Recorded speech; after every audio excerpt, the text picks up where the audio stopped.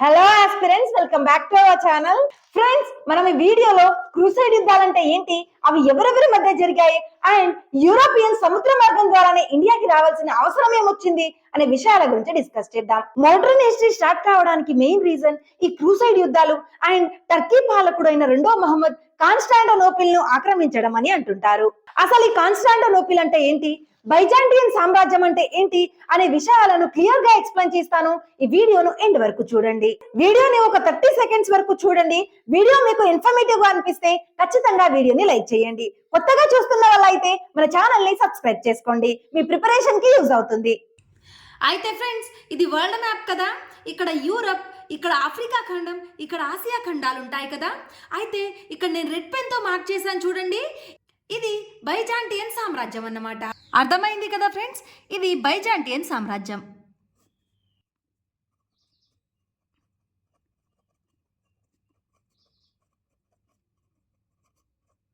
అయితే ఫ్రెండ్స్, ఈ బైజాంటైన్ సామ్రాజ్యం యూరప్ ఖండానికి ఆఫ్రికా ఖండానికి మధ్యలో ఉన్న మధ్యధరా సముద్రం చుట్టూ ఉంటుంది. ఈ సామ్రాజ్యాన్ని రూల్ చేసేది క్రైస్తవులు అన్నమాట. అయితే వీళ్ళు 395 నుంచి 1453 వరకు చాలా బాగా రూల్ చేస్తారు. కానీ 1453 క్రూసైడ్ యుద్ధాలు అవి ఇవి అన్నీ జరిగి వీళ్ళ పతనం మొదలవుతుంది. అసలు ఏమైందంటే, బైజాంటియన్ సామ్రాజ్యంలో పశ్చిమ టర్కీ ప్రాంతాలు కూడా ఉండేవి. అయితే ఫ్రెండ్స్, టర్కీ ఎక్కడుందో తెలుసు కదా, ఇది టర్కీ. పశ్చిమ టర్కీ అంటే ఇది. అయితే తురుష్కులకు క్రైస్తవులకు పడక ఆ ప్లేసెస్ పై ఆధిపత్యం కోసం ఎప్పుడు గొడవలు యుద్ధాలు జరుగుతూ ఉంటాయి. ఆ యుద్ధాలనే క్రూసైడ్ యుద్ధాలు అంటారు. బైజాంటైన్ సామ్రాజ్యం ఉంది కదా, ముస్లింల ఒట్టోమన్ ఎంపైర్ సామ్రాజ్యం కూడా అందులోనే భాగంగా ఉండేది. వీళ్ళు మెయిన్ గా టర్కీని కేంద్రంగా చేసుకుని ఉండేవాళ్ళు కాబట్టి వీళ్ళని ఒట్టోమన్ టర్కీస్ అనేవారు. టర్కీస్ ని తెలుగులో ఏమంటారో తెలుసు కదా, తురుష్కులు. ఇందాక చెప్పాను కదా, వీళ్ళిద్దరికి పడక ఎప్పుడు క్రూసైడ్ యుద్ధాలు జరుగుతుంటాయని.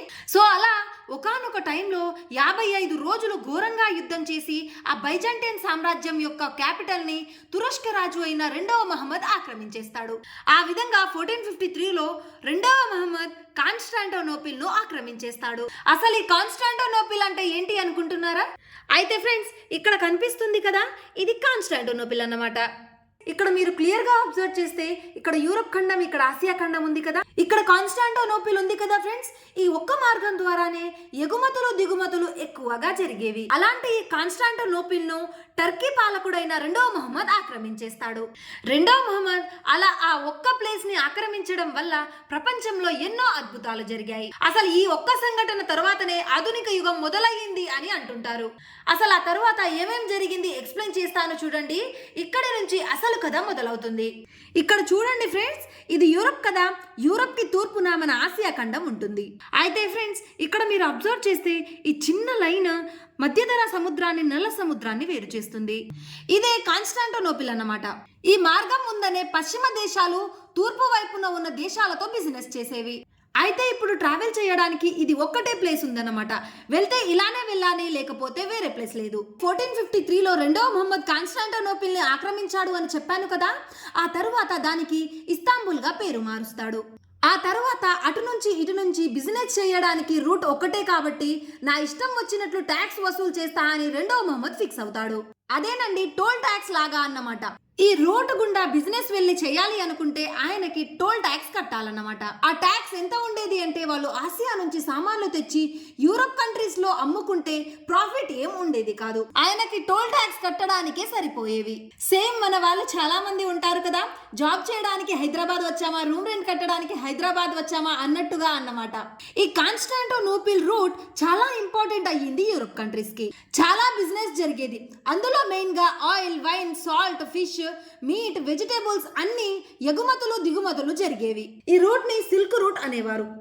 ఈ కాన్స్టాంటినోపిల్ అనే భూమార్గం యూజ్ చేసి యూరప్ వాళ్ళు తూర్పున ఉన్న చైనా వరకు బిజినెస్ చేసేవాళ్ళు. యూరప్ వాళ్ళు మన తూర్పున దేశాలతో ఉండే కనెక్షన్ కట్టవ్వడంతో వాళ్ళు ఇక జలమార్గం అన్వేషణ మొదలు పెట్టారు.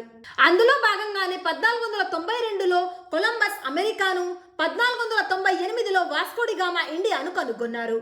సో ఇప్పుడు అర్థమైంది కదా ఫ్రెండ్స్, వీళ్ళు ఇన్ని తిప్పలు పడి ఈ జలమార్గం ద్వారా మన ఇండియాకు ఎందుకు వచ్చేవారో.